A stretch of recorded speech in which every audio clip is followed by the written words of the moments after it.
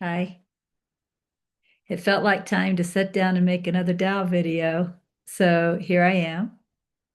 And according to the little dog ear in my book, we're on chapter 37 of the Tao Te Ching, an interpretive translation to live by. So let me read chapter 37 for you. The way is continuous, effortless action, and yet nothing is missing because everything gets done. If important leaders would abide by it, everything would transform itself naturally. Once transformed, if people slip into ambition, I will calm them with the simplicity of the nameless. Embraced by the simplicity of the nameless, their desires will fade away. Because desires are no more, peace and stillness will prevail, and well-being will be restored throughout the world.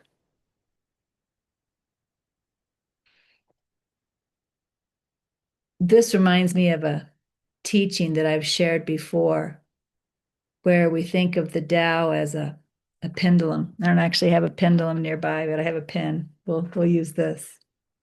Um, this is a pendulum in a still position. I'm pausing because I feel like any words I use now are going to be completely inadequate and allow for a misunderstanding of what's being said. So, with that said,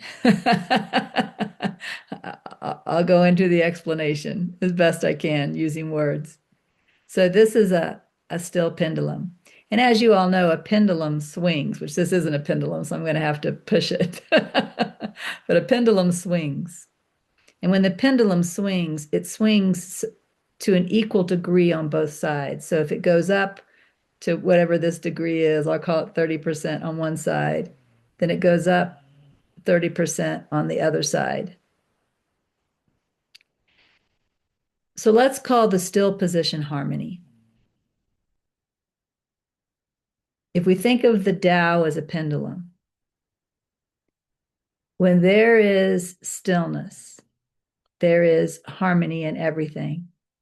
And there's just this natural flow in which everything gets taken care of. What typically happens, though, is that those of us who are not aware of the Tao, the people in the world who are not aware of the Tao, who really rely on the thinking mind, they aren't they aren't trusting what is to take care of everything, including moving them to do whatever needs to be done. They think they need to think and figure out and judge good and bad and resist some things and desire other things. You know, this is the state of the mind. And since people believe the mind, this is the state of the people. So what happens in that case, that's definitely not still. All of that mind stuff is not still. So what happens in that case is, let's just look at this in a very simple way. Let's say there was one thing in the world that people judged as bad. And because people judge this one thing in the world as bad, they start thinking about how to fix it.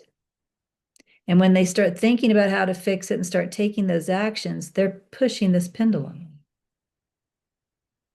And it may even appear that they solved that problem, which is great, that one thing that was judged as bad. But when that pendulum got pushed to 10 degrees, it then swings back to 10 degrees. And a new problem, or maybe even two new problems, are born. And so the people start thinking and figuring out and trying things, and the pendulum gets pushed back. Maybe something is solved, resolved, it looks good, everybody's smiling for a day. But then the pendulum swings back to the equal degree on the other side, and new problems are born.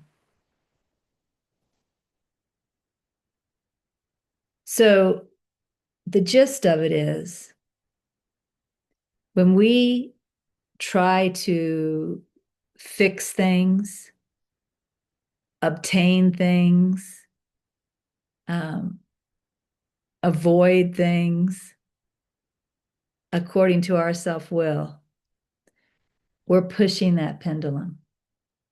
And again, the pendulum always swings back. And so we'll call that out of harmony. Things are out of harmony due to interference with the Tao. With that said, let's listen to this chapter again. The way is continuous, effortless action, and yet nothing is missing because everything gets done. If important leaders would abide in it, everything would transform itself naturally. But this is saying, of course, and again, we know the Tao is written to leaders, so it's talking about if leaders would do this, but really, if we would do this, whoever we are, whether we perceive ourselves as a leader or not, if we would do this, if we would surrender, become quiet, become surrendered, you can feel the motion of the Tao. The more quiet you are, the more satisfied you are with what is as it is, the more accepting you are, the more willing you are, the more you can feel that motion of the Tao, and it moves you. And the more you live in that, the more you notice the perfect harmony. The harmony as it moves you, the harmony as it seems to be in the environment around you. It, I can't even think of a word.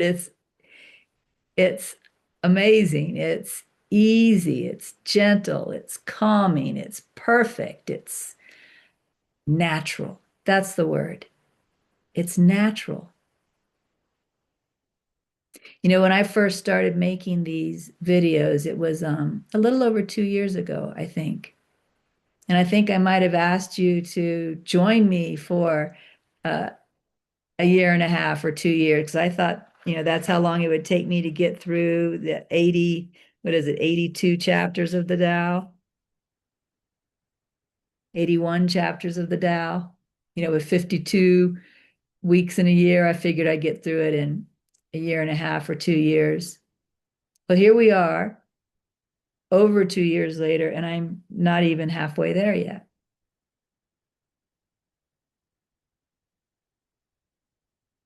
That's the speed at which the Tao is moving me through this. Days and weeks and sometimes months pass, and there is no movement to come in here and make a Tao video. There are other movements. And then suddenly there's a movement to come in here and make a Tao video. That's it. I mean, that's it. Where we mess up is not trusting it. What if I had some idea that I should stick to my original schedule? I said 18 months or 2 years. What would happen is I actually wouldn't stick to that original schedule because I've been moved in the way I'm supposed to be moved.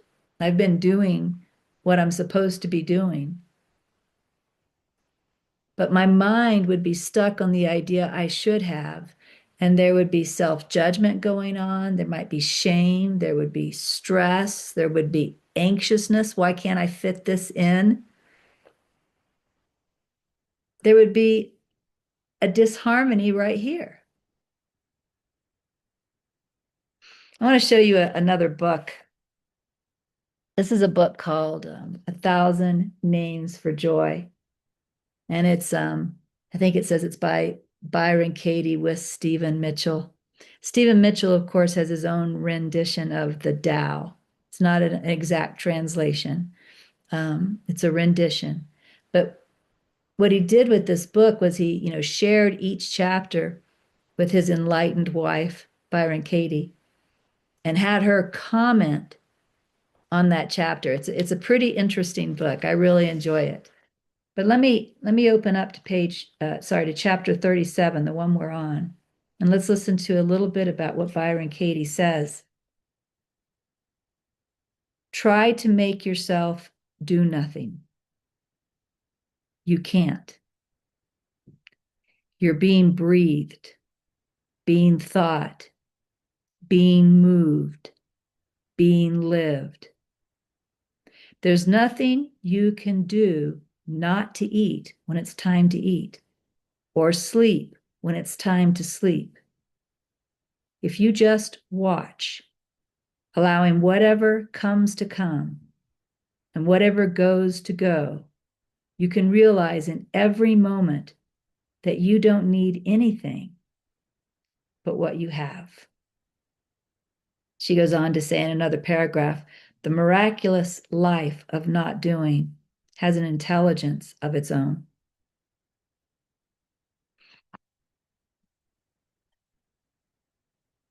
That's what this chapter is pointing to. And allowing yourself to discover this by surrendering self will and surrendering into the flow of the Tao and trusting what is, trusting what you are moved to accomplish, and trusting what you are not moved to accomplish. All of that is a state of harmony. It's a state of perceived perfection. I call it perceived perfection because there's always a perfection here, but we don't always see it. It's not a perceived perfection. But when you surrender to that flow that is the Tao and willingly allow it to move you without thinking that you should be somewhere else, doing something else, doing more, doing less, you perceive the perfection. Even when things are out of harmony or out of balance, it's still perfect because it is imbalanced. That's why it's perfect. Because if the pendulum is swinging this way, it's also swinging this way. It's always in balance. It's always perfect. But when you are still and allowing yourself to be moved by that Tao, you perceive the perfection. It seems like most of my days are a moving from one thing to another. But occasionally there are days that, we could describe as maybe just lazy, where I don't seem to do anything. I sit on the sofa and see what my friends are up to in Facebook or whatever I do. I don't seem to do anything. And there was a time when I would have judged myself when those days happened. But see, I see the perfection of them as equally as I see the perfection of days when it seems like a lot gets accomplished. In fact, on the inside, they feel the same. They're doing what's to be done now, or doing nothing because that's what's to be done now. It always feels like I'm in the right place, doing the right thing. I don't feel like I should be somewhere else, doing something else, doing more, doing differently. That's perceived perfection.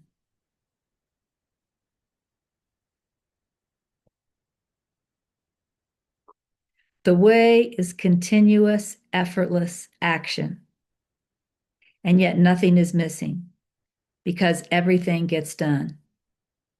If important leaders would abide in it, isn't that interesting?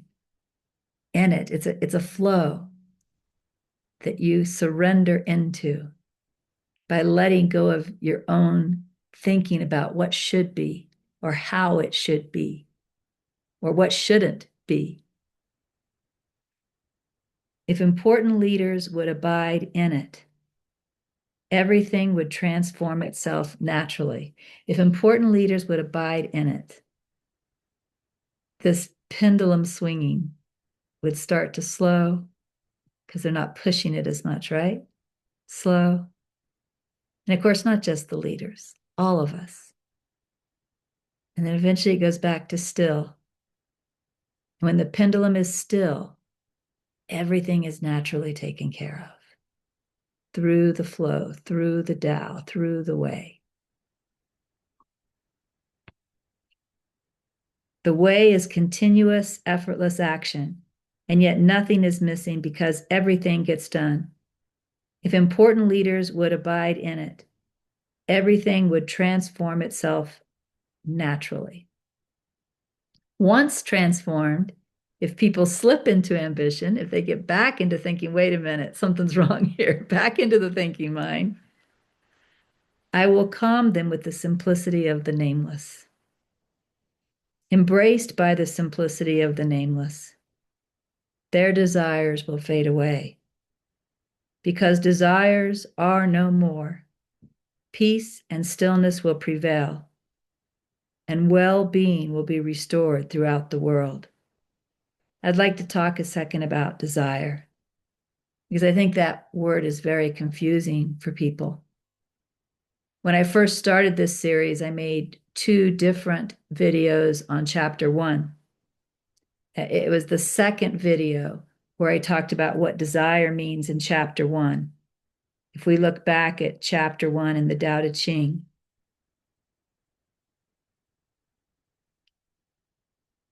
it says, remain free of desire to behold wonder. If you remain with desire, you will see separate things. Desire here, I said, was wanting things to be different than they are. We could also call that judgment. As a simple example, very simple example, I'm sitting here now. The calendar says it's November 7th.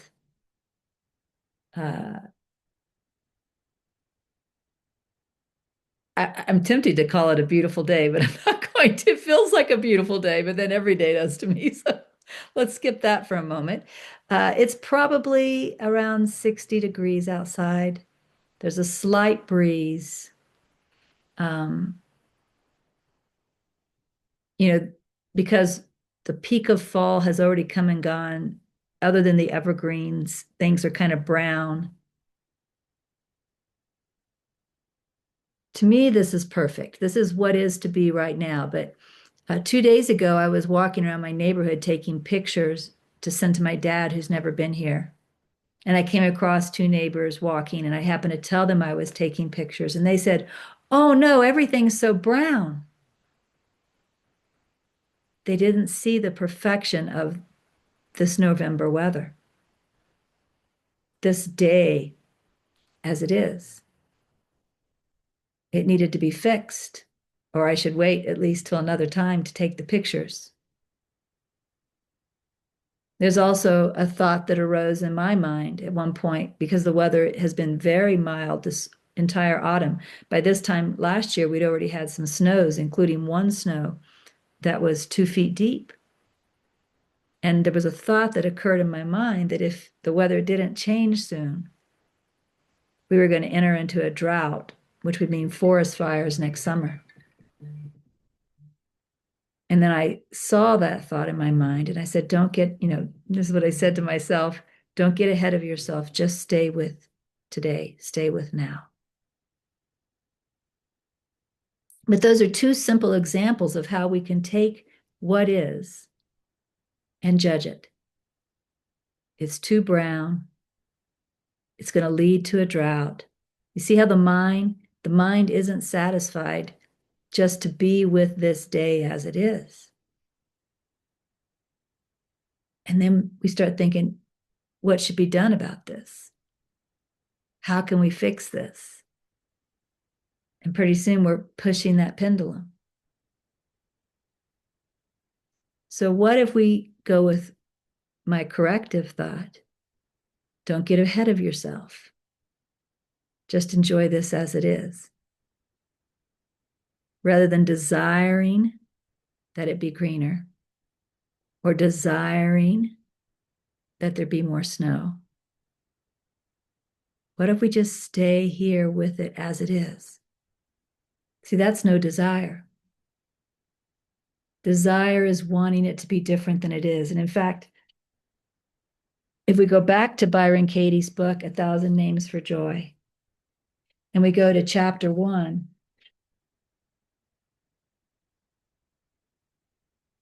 she says, not believing your own thoughts, you're free from the primal desire, the thought that reality should be different than it is. She calls that the primal desire, the thought that reality should be different than it is. And that's what NTI said, which I read in that second video I made in the series, the second video on chapter 1. So desire, as the word is used in the Tao, is wanting things to be different than they are. And when we want things to be different than they are, when we aren't perceiving perfection, we start pushing that pendulum. And that's the cause of all problems, right? When we be with things as they are, happy with things as they are, there's no desire. And that's when there's peace and contentment. Now, notice this says the way is continuous, effortless action, and yet nothing is missing because everything gets done. Some people think that if we let go of desire, then everything stops. It doesn't stop. If you are to go on a trip, that movement will just start to occur where the discussion happens, the planning happens, the packing happens, the trip happens. If you are to move from one location to another, that will happen in the flow. If you're to move from one relationship to another relationship, that will happen in the flow. Things keep happening. Life goes on. Movement occurs. And you get to be happy with all of it. You see, you don't have to be unhappy with any of it. So, lack of desire doesn't mean life stops. You'll never have anything but whatever's here right now. Be happy with what's here right now because it is here right now, but it's not going to be here forever. Situations are going to change. That's what happens in the world. So just enjoy it all.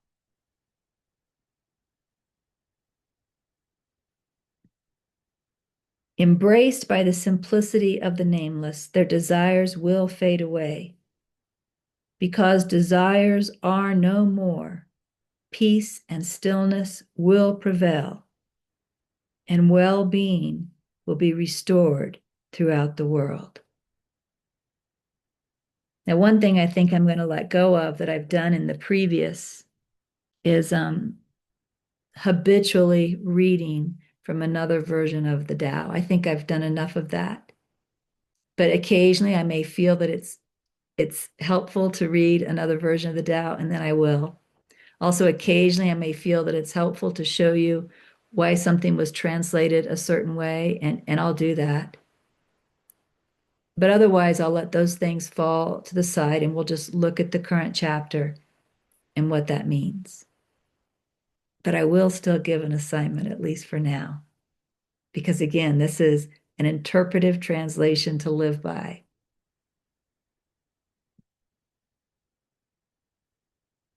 So here's the assignment. See if you can lean into being happy with what is. It doesn't mean a judgment won't occur first. Maybe this day feels too warm for your body or not warm enough for your body, and the judgment comes in. But then see if you can lean into being happy with what is. And let me give you an example of how I did that. You'll find your own way, but let me give you an example. Certainly, uh, earlier in life, I judged weather some days as too hot and some days as too cold. And I was somewhat disgruntled with the fact that the weather was too hot or too cold. But then I started wanting to lean into acceptance and happiness. And so, like if the judgment came in, it's too cold, then I might pause and notice what cold feels like on the skin and ask myself, is that really bad? Right? Is that really bad? And I began to notice that the sensation of cold on the skin was not really bad. Now, 30-degree cold was completely acceptable. -5-degree cold was completely acceptable for 10 or 15 or 20 minutes. And then the skin begins to indicate time to go back in now. And that's completely acceptable. Been outside long enough for this cold, cold temperature, right? And the same thing with heat. Oh, it's too hot today. Start noticing what that sweat feels like dripping down the face. I was in North Carolina this summer. I'm not used to the humidity because I live in Colorado. There was so much sweat dripping down the face. I was amazed at that. Is this really unpleasant, or is it just that the mind says it is? And same thing, there may be days when it's the body is indicating I need a hat. The body is indicating I need more water. The body is indicating I need to get into the shade. And all of that is good too. But can't all of that be enjoyed? Do I need to judge it as a problem, judge it as bad? So those are ways that I did it with smells too. Oh, that stinks. Wait a second.